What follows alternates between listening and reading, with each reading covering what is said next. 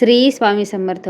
आपलं सर्वांचं श्री स्वामी समर्थ भक्तिमार्ग ह्या चॅनलवर खूप खूप स्वागत आहे. तर मागच्या व्हिडिओमध्ये आपण बघितलं की धनतेरसच्या दिवशी कुठल्या वस्तू आपण खरेदी केल्या नाही पाहिजे की ज्याने अशुभ मानलं जातं किंवा घरात नकारात्मकता दरिद्री येते. तर आपण ह्या व्हिडिओमध्ये अशा कुठल्या गोष्टी खरेदी कराव्यात की ज्याने आपल्या घरात सुख समृद्धी ऐश्वर लक्ष्मीप्राप्ती होईल व माता लक्ष्मीची कृपा आपल्या घरावर सदैव राहील. तर ही माहिती जाणून घेण्याआधी मी सर्वांना विनंती करेल की चॅनलला कृपया सर्वजण सबस्क्राईब करा.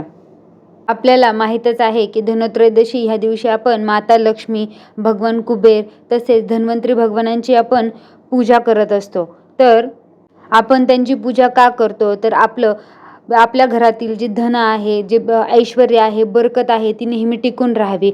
तसेच धन्वंतरी देव हे आरोग्याचे देव मानले जातात. तर आपलं माणसाचं सर्वात मोठं धन हे त्याचं शरीर आहे. म्हणून आपल्याला नेहमी व आपलं शरीर निरोगी राहावं यासाठी आपण त्या दिवशी धन्वंतरी देवाची आपण पूजा करत असतो. तसेच कुबेर भगवान, माता लक्ष्मी हे ऐश्वर्याचे देव आहेत, त्यामुळे आपण त्यांची पूजा करत असतो.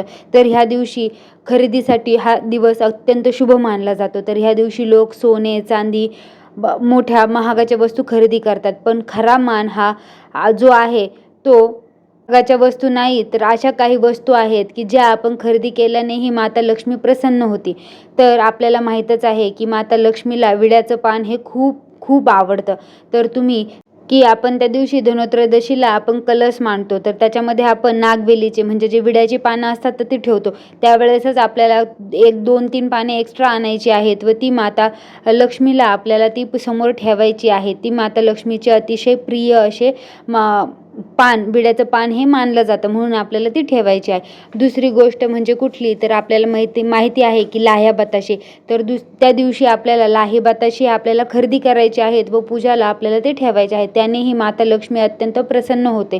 तसेच आणखी गोष्ट आहे ती म्हणजे धने म्हणजेच धन मानलं जातं. तर तुम्ही हे धने आपल्याला त्या दिवशी गुळाचा आणि धन्याचा नैवेद्य आपल्याला ठेवायचा असतो. तर त्या दिवशी तुम्ही आवर्जून धन म्हणजेच काय तर आपल्याला धने हे मार्केटमधून खरेदी करायचे आहे. तुम्ही तुमच्यामध्ये घरामध्ये जर असतील, समजा माझ्याकडे खूप धने आहेत, तर मार्केटमधून त्या दिवशी तुम्ही धनाची खरेदी म्हणजेच काय धने तुम्ही आपले जे धन्याचे दाणे असते त्याचे अगदी 10 रुपयाचे घेऊन या, पण ते धने घेऊन या व ते पूजासाठी ठेवा. दुसरी गोष्ट आणखी अशी आहे की मातीच्या वस्तू. तर आपल्याला माहीतच आहे की माता लक्ष्मीला मातीच्या वस्तू अत्यंत प्रिय आहे. तर मग तुम्ही त्या दिवशी पंत्या घेऊ शकता. तसेच आपण धनतेरसला पूजा मांडतो त्यावेळेस आपण 5 धान्य हे सुगडे ज्याला गाडगे छोट्या गाडग्यांमध्ये आपण ठेवत असतो, तर तुम्ही तेही खरेदी करू शकता. तर कुठलीही मातीची वस्तू तुम्ही त्या दिवशी खरेदी करू शकता. तसेच जो आपण लक्ष्मीपूजनाला झाडू ठेवतो, आपण झाडू तेच केरसुणी म्हणतात कुणी, तर ते जो झाडू आहे त्याला आपण बरेच लोक त्याला लक्ष्मी म्हणतात. का तर ती आपल्या घरातली घाण आहे, दारिद्र्य आहे, नकारात्मकता आहे ती आपल्या घरातून बाहेर काढत असते, त्यामुळे आपण त्याला लक्ष्मी म्हणतो. तर ती जी केरसुणी आहे, झाडणी आहे, जी लक्ष्मी आहे ती तुम्ही त्या दिवशी खरेदी करू शकता व आपण ती नंतर लक्ष्मीपूजालाही वापरू शकतो. तर आपण ती लक्ष्मी ही खरेदी करायची आहे. दुसरी गोष्ट म्हणजे मीठ. तर तुम्हाला माहीतच आहे की आपण मार्गशीर्ष महिन्याचे गुरुवार करतो, तर त्याच्यात मिठाला किती महत्त्व दिलं आहे. ज्याचा संसार बेचव आहे, ज्याचे खाण्यात चव नाही, असं मीठ हे आहे की चिमूटभर मीठ टाकलं तरी त्याला चव येते. त्याच्यामुळे आपल्याला धनत्रयोदशीच्या दिवशी मिठाचीही खरेदी करायची आहे. तसेच असेही म्हणतात की जर घरातली लक्ष्मी म्हणजे जी आपली घरातली लक्ष्मी कोण असते तर आपली मुलगी असते, आपली बायको असते. तर त्या दिवशी तुम्ही त्यांना कपडेही किंवा साडी खरेदी करू शकता, त्यांना प्रसन्न करू शकता. जर तुम्ही अचानक त्यांना गिफ्ट दिलं, सरप्राईज दिलं, तर तुमची गृहलक्ष्मी जी आहे ती प्रसन्न होईल.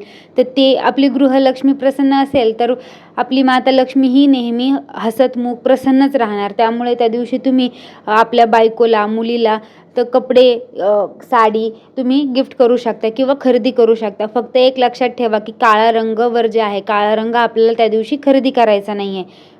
तसेच मी आधी सांगितलं की धन्वंतरी देव हे आरोग्याचे देव मानले जातात, तर ते आयुर्वेदाचे देव आहे. तर तुम्ही ह्या दिवशी जर तुमच्याकडे मसाले नसतील तर तुम्ही मसालेही खरेदी करू शकता. लवंग झालं, दालचिनी झालं, तेही खरेदी करायचं व तुम्ही ते पूजाला बऱ्याच ठिकाणी हे मसाले जे आपल्या घरात जे आयुर्वेदिक आहेत, जे आपण सर्दी खोकल्यात वापरतो असे मसालेही पूजेला ठेवले जातात. ते आपल्याला माहीत नसतं की आपले ह्या मसाल्याचं काय गुणधर्म आहे, पण आयुर्वेदात जी गोष्ट आपल्याला माहीत नाही तीही इतकी गुणकारी मानली जाते.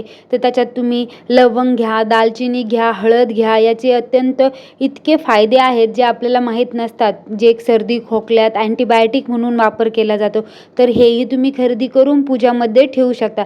तर अशा ह्या गोष्टी आहेत ज्या आपल्याला अगदी 20-50 रुपयांच्या आतमध्ये ह्या वस्तू आपल्याला मिळतील. आणि असं नाही की तुम्ही किलो खरेदी करायच्या, 10-20 रुपयाच्या गोष्टीही तुम्ही ह्या खरेदी करू शकता. तर अशा ह्या आपल्याला अगदी महत्त्वपूर्ण गोष्टी, सोन्या चांदीपेक्षाही महत्त्वाच्या गोष्टी ह्या आहेत. तर ह्या आपल्याला धनत्रयोदशीच्या दिवशी आपल्याला खरेदी करायच्या आहेत व त्या धनतेरसच्या पूजेमध्ये आपल्याला ठेवण्याच्या गोष्टी त्या ठेवायच्या, किंवा लक्ष्मीपूजनाला कामी पडणाऱ्या गोष्टी आपल्याला लक्ष्मीपूजनाला ठेवायचे. तर अशी ही छोटीशी माहिती आहे, पण अगदी महत्त्वपूर्ण आहे. कारण हे आपण सोनं चांदी आत्ता ह्या जो भाव आहे, आत्ता ह्या भावामध्ये सर्वसामान्य लोकांना खरेदी करणं शक्य नाही. तर त्यांनी ह्या वस्तू नक्की खरेदी कराव्या व माता लक्ष्मीला, भगवान कुबेरांना, तसेच भगवान धन्वंतरींना प्रसन्न करून घ्यावं. तर अशी ही छोटीशी माहिती जर तुम्हाला आवडली असेल तर नक्की व्हिडिओला लाईक व शेअर करा. तसेच चॅनलला सबस्क्राईब करा. श्री स्वामी समर्थ.